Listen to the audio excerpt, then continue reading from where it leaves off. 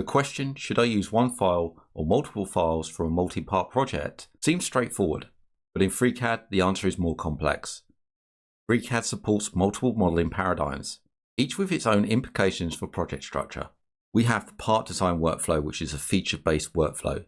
This is the most common approach in FreeCAD. The body contains a single solid, or as of later versions of FreeCAD, they can also form a compound. For small projects with simple components, early prototypes, or standalone parts, it's perfectly valid to keep each body at the top level. As the project grows, becomes more complex with multiple bodies, many users still keep everything in a single file. To improve organization, bodies can be grouped into standard part containers. The standard part, also known as STD part, is a container object, not a physical part, which can confuse terminology. This container has its own placement property. This allows the entire group and its contents to be positioned in 3D space. It functions as a local assembly or a grouping container. While convenient for single file workflows, this approach has a significant drawback. Document recomputes affect all bodies within a single document. A broken schedule featuring one body will cause recompute errors and warnings every time you edit or apply an operation in another body, even if you're not working on the part that has the problem. This can clutter the modeling process, producing non-associated warnings, and it makes it harder to localize the actual error. Or it can even block the progress entirely if your body depends on the faulty body. You must fix the dependency first before any changes in the active body take effect. If this problematic body was in a separate file, these issues would be isolated, and you'd be still able to continue your work on your part while the other file is in error. For larger projects or more ambitious designs, the best practice is to move bodies and standard parts into separate files. If these need to be referenced across parts during construction, then we can use standard links or SubShape binders. The advantage to this structure is we have isolation of failures, errors are confined to individual part files, and are easier to troubleshoot. We have practical reuse. Common parts can be reused across projects by inserting them into new assemblies. We have improved long-term maintenance. Changes to one part don't affect unrelated components during recomputes. Even if we have a broken part that another part relates to, you can keep on working on downstream parts without the problem propagating through.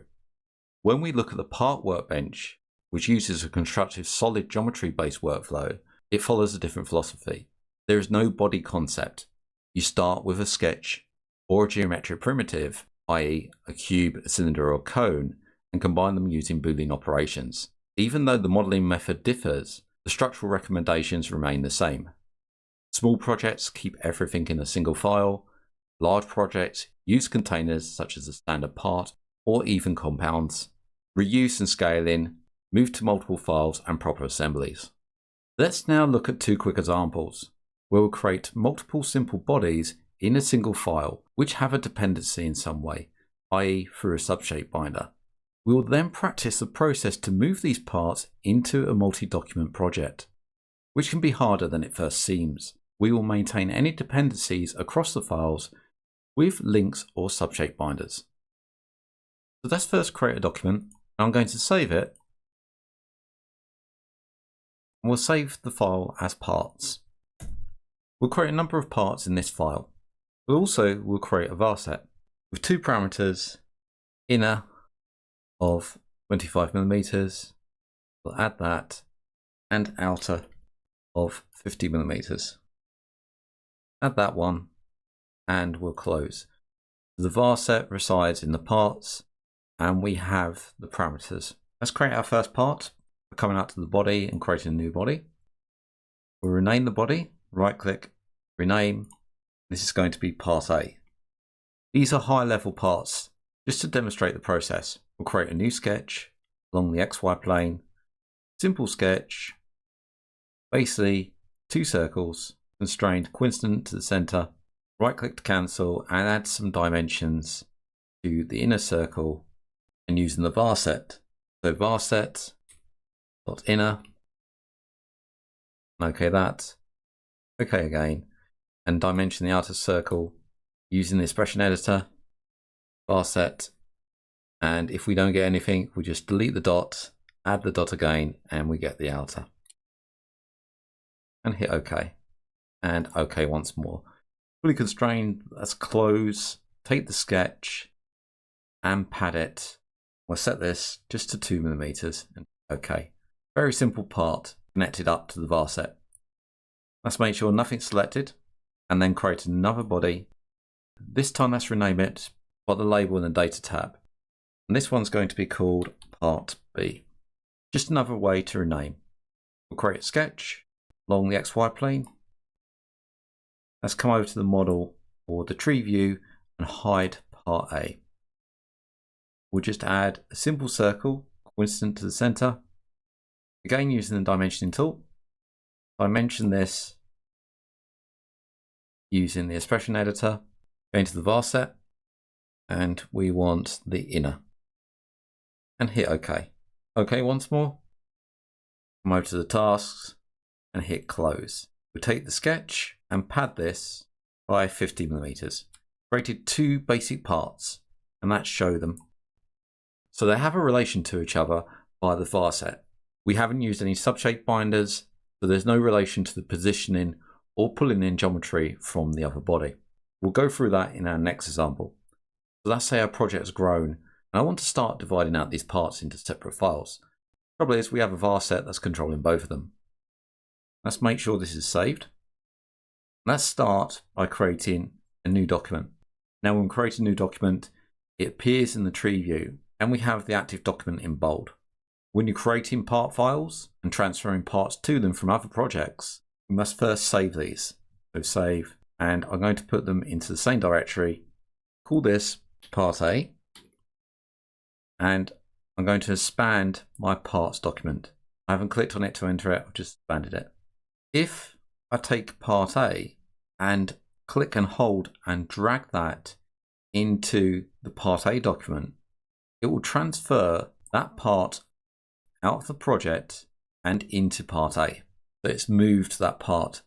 You also see that the VarSet has been copied over as well because it has a dependency. Now we don't want to do that.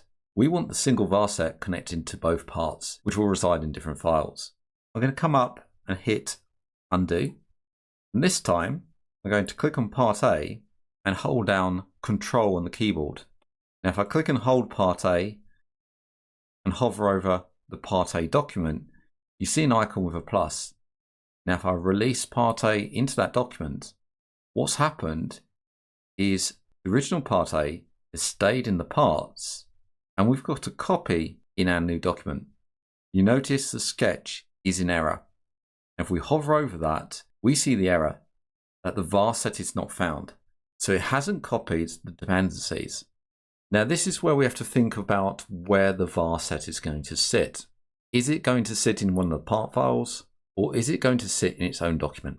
So let's save Part A, and though it's in error, and we'll create another document. And this is where my VarSet's going to sit. So I'm going to make a resources file. File save, and we'll call this resources. As well as VarSets, we may want documents, images, etc. that can sit in this file. Now don't worry, we don't have to open this file each time we want to change the VarSet. This is where our standard link's going to come into play. Let's come back to the parts document and look at the VarSet.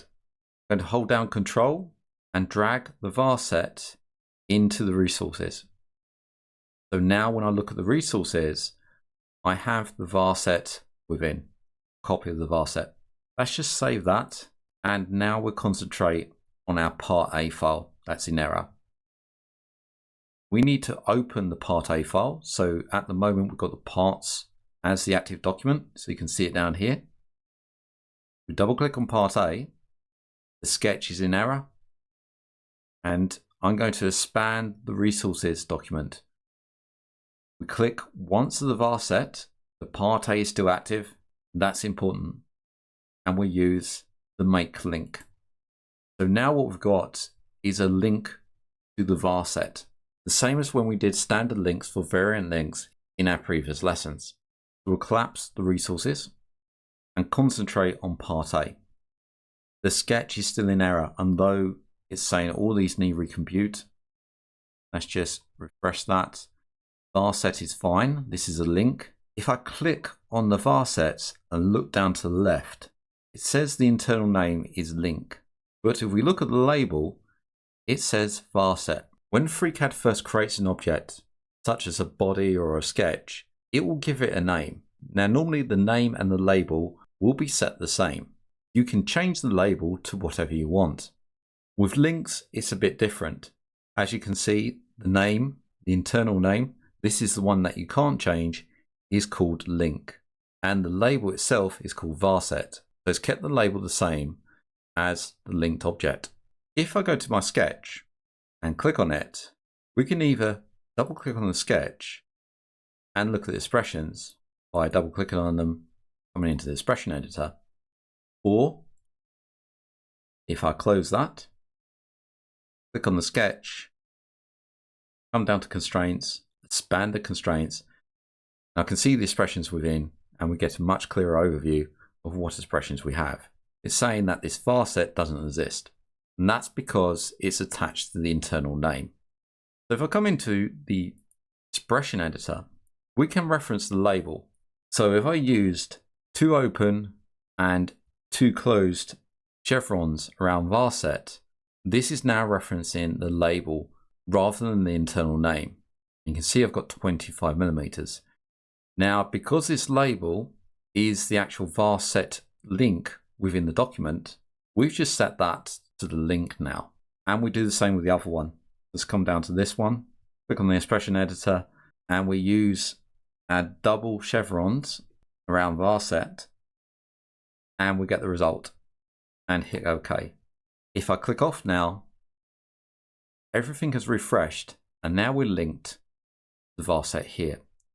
If I change the inner and outer, say 12 and outer 15, we can see that it's changed.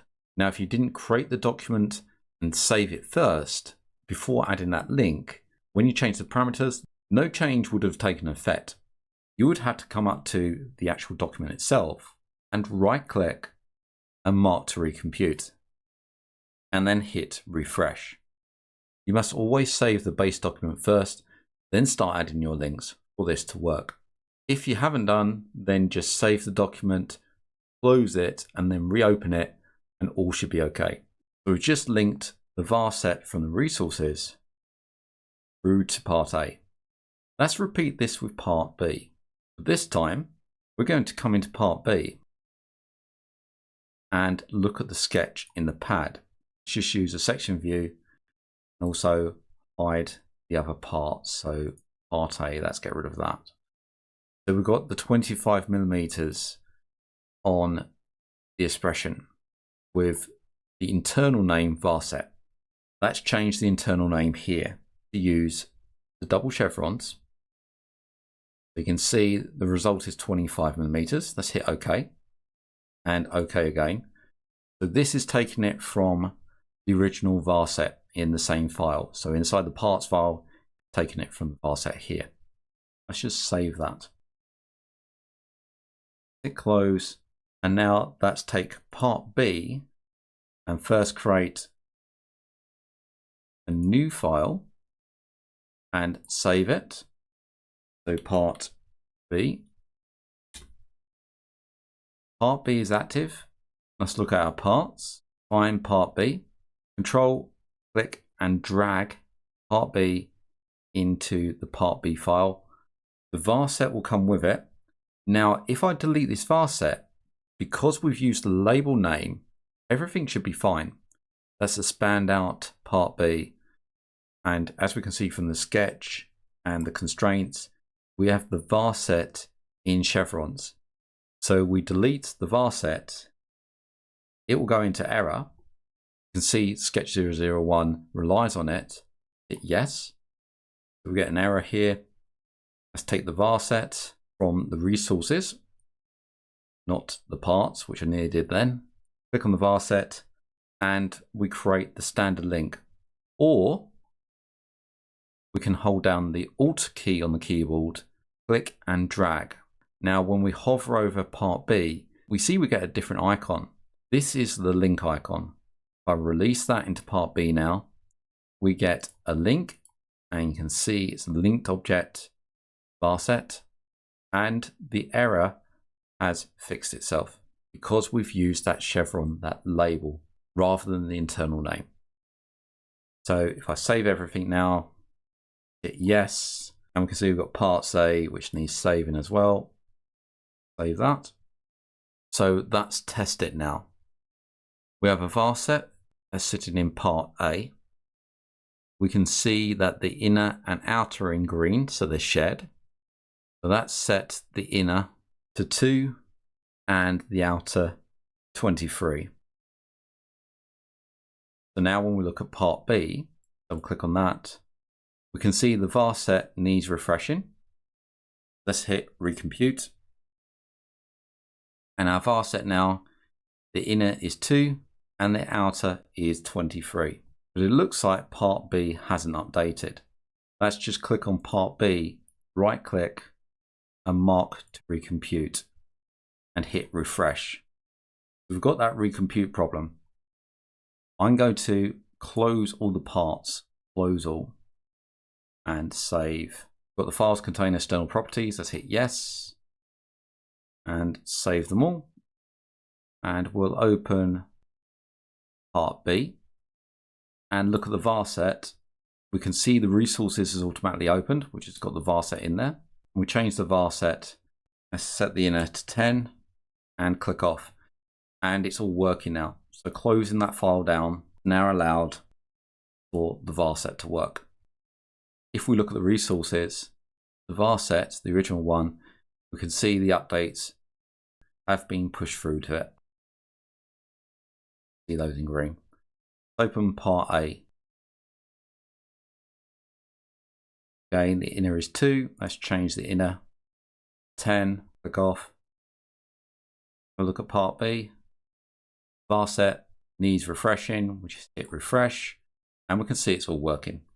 So we've organized our project into separate files with a shared VarSet. So now let's look at a different workflow. And this is for multi-body modeling with SubShape binders. A SubShape binder can be used in a new file to reference external parts. From the new file, select the part that you want to reference, and then click on the SubShape binder. If you haven't saved the document, then you'll need to save it first. For our next example, we'll look at the use of multi-body modeling and SubShape binders across multiple files. Let's first start out with a simple project that has a number of bodies in a single file. So we'll create something very simple. I'm not going to use constraints, and we'll add 2 circles and pad that, say about 10 millimeters. This is body A or part A, and part B is going to reference part A. So I'm going to SubShape bind the pad. So we're binding an operation. Let's hide part A, rename the body to part B, and we'll make sure nothing's selected and create a sketch upon the XY base plane. Toggle the section view and use the import geometry on the SubShape binder. I'm going to import the inner circle, and we'll create another circle to act as a rod. We'll add the circle, create a dimension from that circle and the imported geometry, and set this 0.2 millimeters away. If we look to the left, we've got the elements, and we can drop down settings, and I have the extended information checked. So this shows the imported edge and the object that it's come from, so the binder.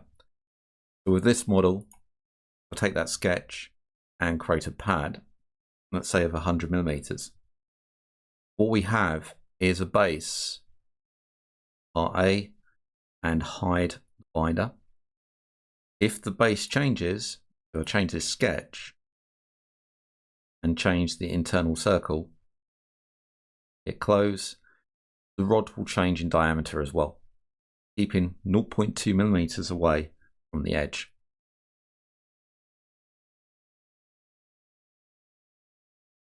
I'm going to save this as parts. And now let's say we've come to the point that we've decided our project's getting more complex and we want to divide out the parts into separate files.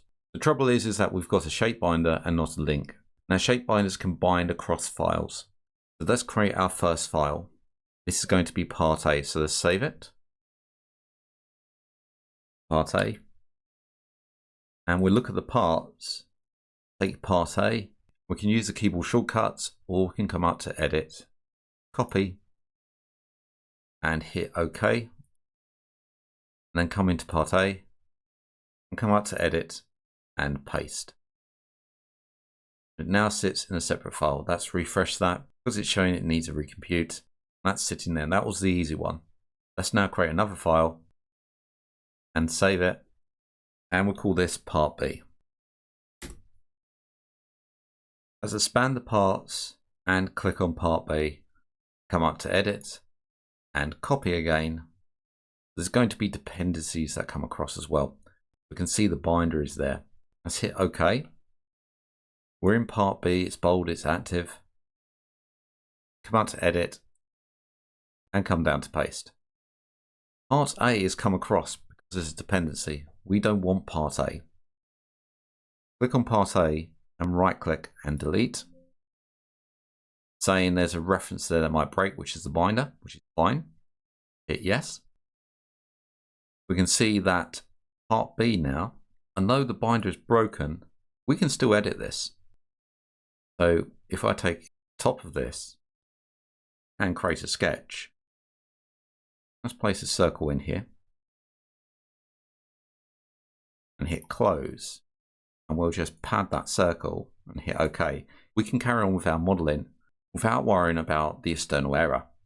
If this was in the same document, then those errors could propagate through to the part and stall our editing. Let's fix the binder now. Click on the binder, we look at the support. There's nothing in the support. And the trouble is, if I click on it, it looks like we can't change the support, but we can. If I right click, come down to status, and we can see that the read only is checked. We uncheck that. Now when we click on the support, we get the button on the end. I can click, and it's best just to hit clear. That clears anything that's hidden in the shape binder because we can add more than one object. We look at the document, we want part A and we want the pad, and hitting OK. We look to the left, the support is the unnamed one pad. This will change once it's saved and reopened. We actually get the name of the document in here. And this is one of the reasons why we binded the operation. It makes it easier to select in the link and to cancel out. So now, if we look at part B, we can see the binder has a recompute icon by the side of it. We hit refresh. And now if I look at part A, double click on part A, so we're editing it, double click the sketch in the pad, we'll increase the size of the circle, close, come back to part B. The binder needs a refresh, just hit refresh, and everything is working. So we divided out our multi-body model into separate part files and then corrected the SubShape binder, relinking it back to the part in the new file. That's it for this lesson. I hope you enjoyed the video, and I hope to see you in the next one. If you like what you see and you want to donate to the channel, then you can do so via Ko-Fi or Ko-Fi at ko-fi.com/MANG0 or via PayPal at paypal.com/paypalme/DarrenBEstone. I also run a Patreon where you can get early access and additional content, and that's at patreon.com/MangoJellySolutions. Links can be found in the channel header, on the About page, or in the descriptions of these videos. I thank everybody that's donated so far. It really helps to keep the lights on so I can produce more content and also expand the channel. Thank you for liking, commenting and subscribing to these videos, and I hope to see you again in the next one.